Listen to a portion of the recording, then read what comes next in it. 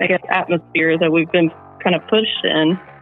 And so we had initially tried to speak to citizens and see if they were, interested in initiating a recall. But the retaliation has just been blatant all throughout the city, and even with citizens and business owners. So they were all kind of scared to initiate the recall. Welcome back, viewers, watchers, listeners. I'm your host, Tyler Owen.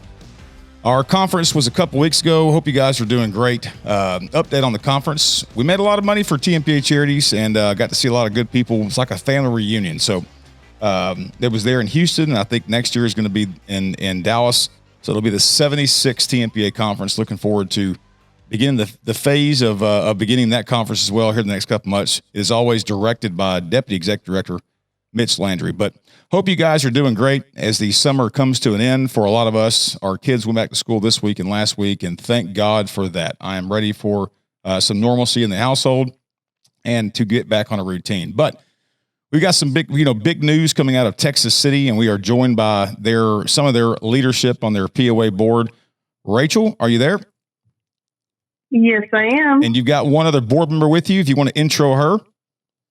Yes, she is a board member for the TCMPA, and she's been on the board since, I believe, January of 2025. It's Lisa Chandler. Lisa, you there? Hello. Hey, Lisa, how's it going? Here. I'm doing good. How are you? Oh, I'm living the dream. If you guys that do not recall or are just now tuning in for the first time, we had Texas City on several months ago, and they are going through certain situations there in Texas City, dealing with let's just call it what it is: bad leadership, toxic leadership, and leadership that needs to be addressed. And so Rachel was kind of dumped in the fire and took the bull by the horns, and sounds like she's got some good leadership there at the POA, and they've gone through some trials and tribulations, and currently right now they're going through a recall for their mayor. And every time that I spoke with her or Leighton Gennary spoke with her, it seemed like that was the head of the snake. It always kind of pointed back to what the mayor was doing and dabbling into police department business. And they've had some big turnovers there because of the lack of leadership. And so we're going to have her on and kind of give an update on what the recall looks like, what the success that they've seen on getting more involved, because the reality is some of our local associations, we love them and we'll help them anyway.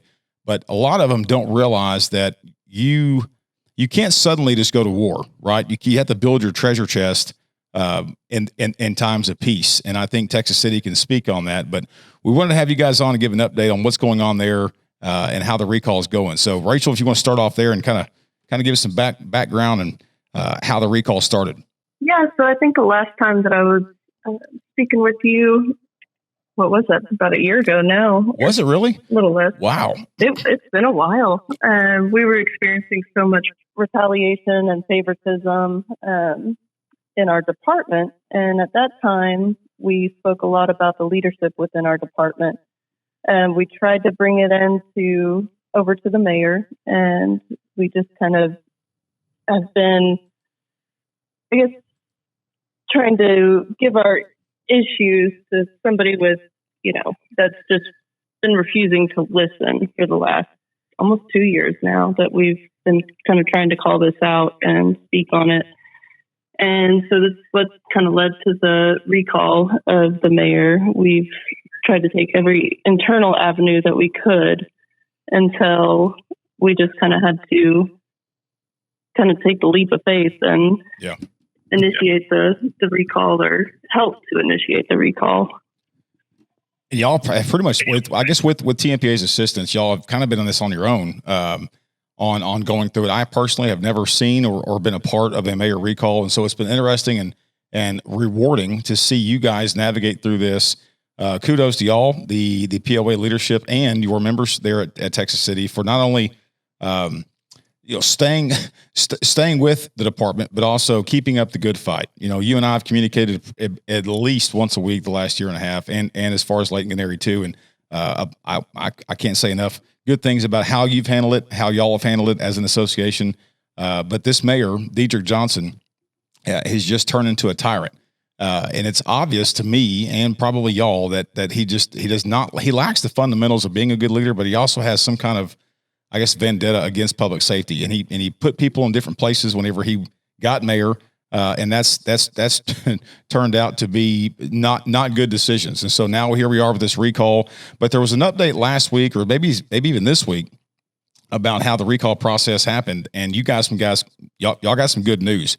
Talk about that and talk about how that even came up. Was he kind of meddling in the recall itself, or was it just a lack of communication from the county, or talk about that?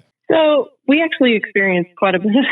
It's been a learning experience for sure since the moment that we started all of this. We're police officers. We had no, kind of knowledge. We've had to learn as we're going, kind of this political, I guess, atmosphere that we've been kind of pushed in. So we had initially tried to speak to citizens and see if they were, I guess, interested in initiating a recall. But the retaliation has just been blatant all throughout the city, and even with citizens and business owners. So they were all kind of scared to initiate the recall. We had to learn real quick, that we had to get those citizens behind us. And that's what the social media outlet was there for. And, we were pretty dedicated about putting out transparent information that has led to a big following within our city. And once we did kind of get the citizen that, was willing to step up and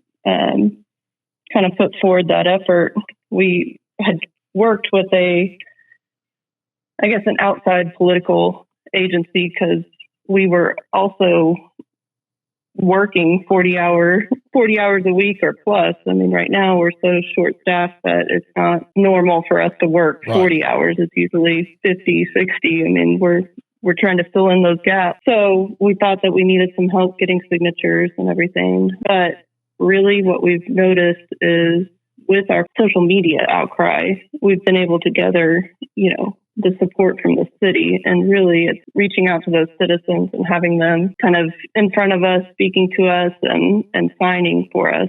And that was what we've learned, that it's really getting out in front of the citizens and talking with them and communicating and letting their voices be heard too. Well, and for some POA leadership out there that may be listening to this podcast or even watching, you can't just walk into City Hall and say, "Hey, I want to recall the mayor." There's got to be some, documented incidences. And I think if you want to talk about that and talk about your experience and how y'all kind of a citizen approached y'all, if I'm not mistaken, to y'all's POA, and talk about the criteria that was met in order for that to happen. So you have to have a reason to recall. That reason can be anything. So any citizen can attempt to recall any public official or any elected official. We kind of had to study the charter. Texas City is a very unique city in the sense that there's only 3 cities left in Texas that are mayor strong or mayor led type of government, and that's Houston, Pasadena, and Texas City. And that's kind of what got us here. We've tried to reach out to the commission. We tried to, speak to each one of the individual commissioners as well, but we had 3 on our side, but then 3 were for the mayor, and then the mayor ends up being the final say. So what he says kind of goes. It wasn't only the police union that was stepping up for the recall. It ended up being citizens that had spoken out on financial endeavors and retaliatory practices. I believe a 6-page affidavit. And really the TCMPA was only just one of those issues for the recall. Right. Yeah, there's been some I guess the Margaritaville was one of the most financially impactful aspects of Texas City, but also some fake social media pages that were conducted. And there's the Texas City turmoil is what one local media outlet named it. But there's just been time and time again, and me and Clint have always said this on this podcast, is that typically when there's smoke, there's fire. And I think you guys just kind of brought it to light and then, asked for unity. And that's what happened. And then so citizens kind of stepped forward with the recall aspect of things. But what happened last week was, honestly, Leighton called me and we were both kind of like, oh my God, this is not good for you guys. Is that there was possibly you guys didn't hit the threshold yet. What happened last week was kind of a shock to all of us, I think. And like I said, we had supported the recall. We didn't we didn't run it in Right. the sense of they brought in an outside agency or outside contractor to actually run the recall. Right. Now, TCMPA took a stance and we decided to get the locals involved. So not only was TCMPA involved, but we had 2 local business owners, and then the one that initiated the petition effort. And mainly it was just Texas City Municipal Police, I guess the board kind of decided to go out and get signatures and get the packets completed, or the signature packets completed. We took possession of the packets and made sure that we kind of watched over ours, but we didn't watch over the outside, I guess the hired contractors. So I can assure you that none of our packets, are, I guess, involved in any of the forgery or whatever they're trying to open an investigation on. We aren't quite privy to any of the details on that.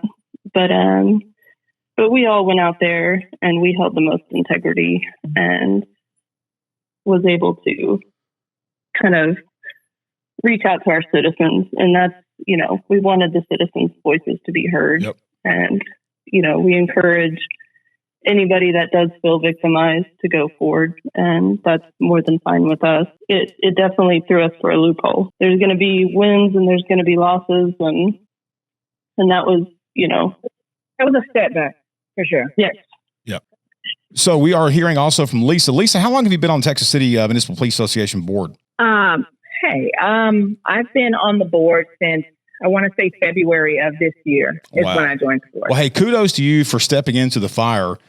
Typically, I said this earlier in the show, is that you kind of prepare for the war chest whenever things are at peace, and for you to step up and step in and kind of take it to the good fight whenever all this stuff's going on. Kudos to you for doing that. But give us some perspective from you. Getting involved in the board, why you wanted to serve on the board, and then give us some perspectives on what's going on at the leadership level. Okay. For me, I joined the board in February because I felt like it was time to add some fresh members, to get some fresh ideas. I think that they were doing a terrific job, and I wanted to be a part of it, especially since I've been going through the same thing everybody else has. Mm-hmm. And it's much harder to disagree with what's going on at the PD than it is to kind of go with the flow of things, But everyone has their family and their lives, so I understand why you would need to stay out. And until I joined the board, I tried to stay out of it as well. But honestly, it's time now. I've been at Texas City for almost 6 years in September. I've been a police officer for 13 years, and just being a part of the board has inspired me to continue to move forward. What's going on at the PD is kind of a mountain of things. And I know you can hear the hesitation in our voices. Oh, yeah. That hesitation isn't because we're not, strong speakers or because we don't know what to say. We are constantly having to think about what we say before we say it because of the retaliatory internal affairs investigations that are going on, and without any detail, including the one that we are currently a part of. Yeah. So this has been going on since Craven took over as chief of police. But it's something that's felt internally in every division at that department. What's sad is that it's easy, and I'm not suggesting that anybody in Texas City is doing this, but it's so easy for members of any local association to kind of throw rocks when they're in the back of the room, right?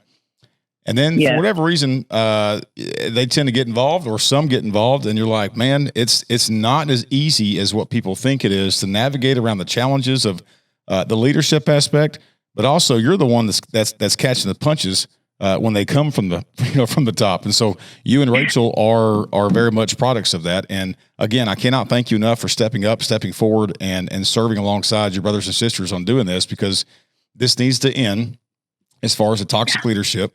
And it's not just for the police officers of Texas City. It's for y'all's community. Every time that I've ever spoken with anybody at Texas City, they care about the community so much. And the reality is this toxic leadership at the top is affecting y'all's ability to do that.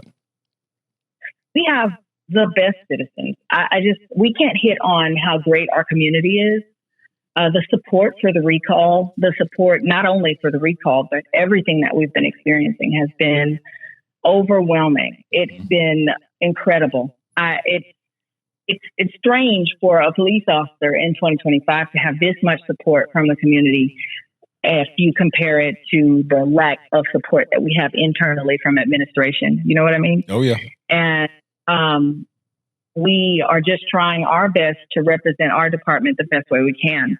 And we're on the board, but we speak for the divisions at the PD. There are people who can't, like I said, come forward for their own reasons.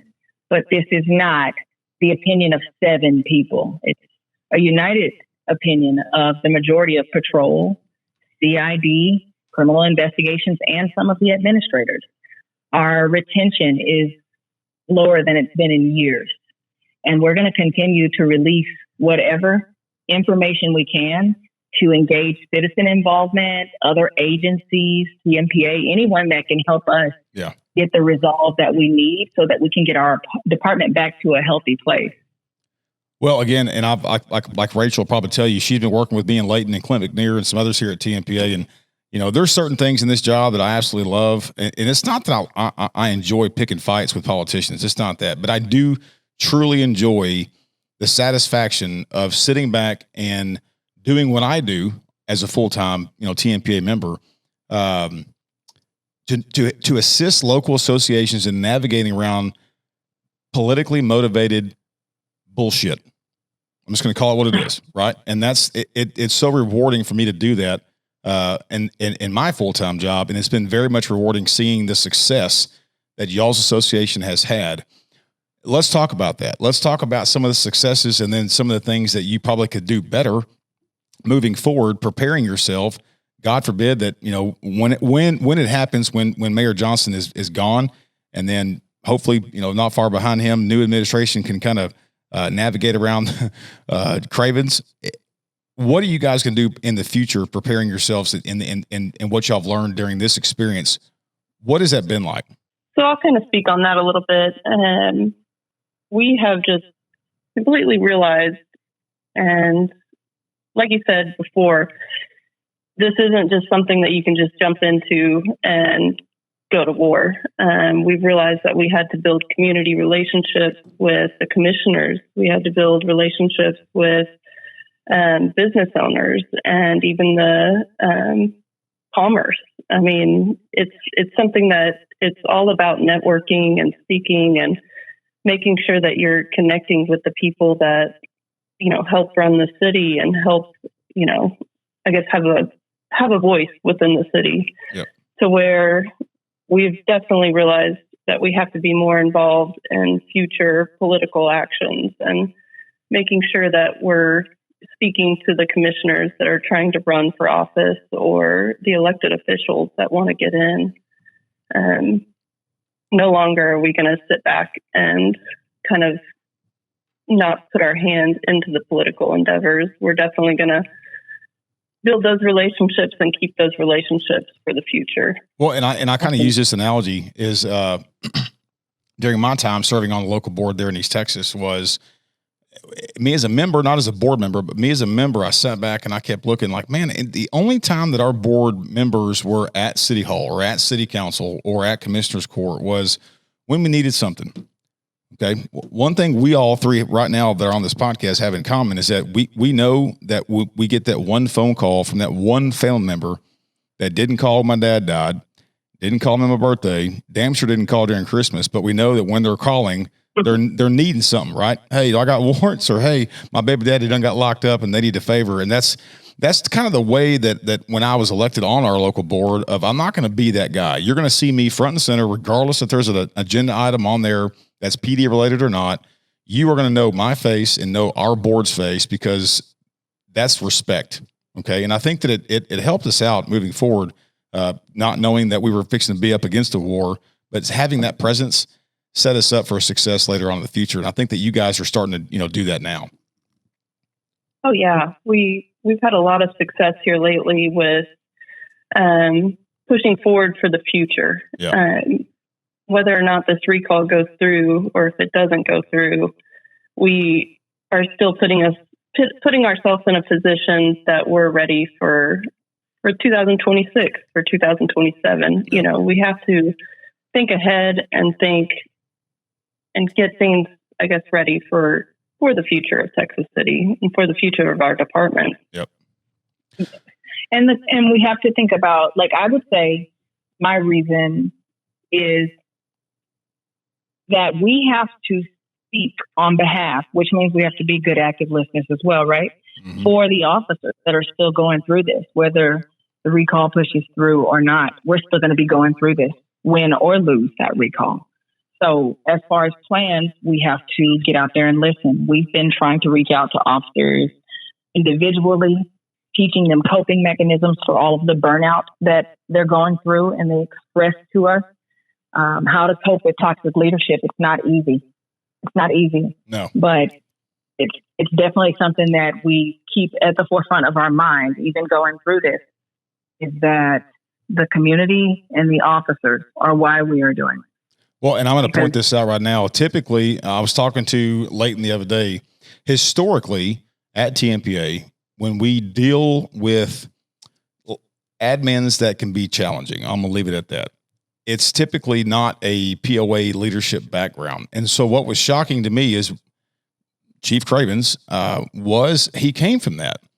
And I think it's imperative to kind of point this out there, is that I think it's when you're at the POA level, there's no benefit and there's no financial benefit of you doing what's right. Okay. But for whatever reason, as his professional career kind of grew, that changed.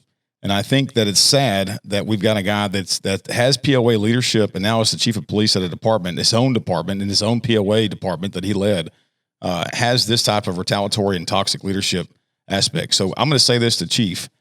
Remember where you came from. If you're tuned into this podcast and you're watching this podcast, I think your men and women of your department will respect you more by saying, you know what? I could use a little bit of change, and I could change the culture, and I could change it right now by the way I lead. And I need to do things a little bit better. Remember where you came from and stay humble to yourself and stay true to yourself. Don't change for political ambitions. And I think that's what happened with Dedrick Johnson getting in that position. And that it's just a sad situation to watch unfold. Yeah. There's not much you can say on that one. I think that one, they can nail it on the head. So, hey, when is kind of said it all? Yeah. When is the vote of the recall? The final day of the recall. So we have until the 22nd of August, but we will get it in on the 21st of August just to be safe. So this Friday will be the day. Yes. And how soon do you think we'll find out? So what had happened was we were short by 7 signatures. That ended up kind of being a blessing in disguise. Yep. Because we were able to, I guess, study the charter. And as, like I said, as the mayor strong government and a home rule city, we were able to find in our charter that you can submit a supplemental, petition to go along with your first petition, but you only have 10 days from the time that it was announced that it was short. Got you. With that supplemental petition, we've made a goal of getting enough signatures to where it will go through in court. Let's say that. If there's any type of signatures that are going to be thrown out because of the investigation, then we want to be sure to have plenty that show united Texas City. Sure. Yeah. Make sure that the citizens, are heard and show that the recall went through. Right. Now, I do believe that it'll take about 10 days. I think they have 10 days according to the charter to get them verified. And county is going to go ahead and verify them again. And so we are definitely looking good right now. A lot of our citizens stepped up after they initially, I guess, announced the recall. And I think that a couple of city officials kind of pushed the citizens to see how harsh the retaliatory, behavior that we're experiencing. And that's been a blessing in disguise, to be honest with you. Yes, honestly, it has. Yeah. I think with the signatures, and without going into too much detail, I think it speaks volumes when you have current and ex-employees of different departments in Texas City signing the recall. Yeah. And that's all I'll say. Yeah, you're right. You're right. Well, hey, I know you guys are boots on the ground trying to get those signatures wrapped up. I just wanted to say, or have you guys come on and kind of give an update on the debacle you guys were having to deal with. Again, kudos to you two and the rest of the board and all of your members for navigating through this challenge with class and professionalism. I can't speak. Rachel and I were at the conference together. I introduced her to my wife, and just about to every other person that I could. You are very much respected amongst Texas right now, and everybody's praying and hoping that this will this situation you guys are going through will end soon. So proud of your sister, and I'm proud. And Lisa, great, nice to meet you. Hopefully I can meet you in person soon, and you guys take care. Yes. All right. Thank you. Thank y'all. Thank you very much, Tyler. See y'all. Bye. Bye. Again, that was Texas City Municipal Police Association. Our hearts and prayers continue with those men and women down there that are having to deal with such shitty leadership. And it's such a sad deal that, we've got situations going on in law enforcement, and to have that battle within your own department and at the top of your leader with the mayor, it's just not something our law enforcement heroes really should have to deal with. So time will tell. Hopefully this Friday we will get the final vote, and hopefully Mayor Dedrick Johnson will be removed from office, and then time will tell how they navigate around that. But you guys take care, stay safe, God bless you, and may God bless Texas. We're out.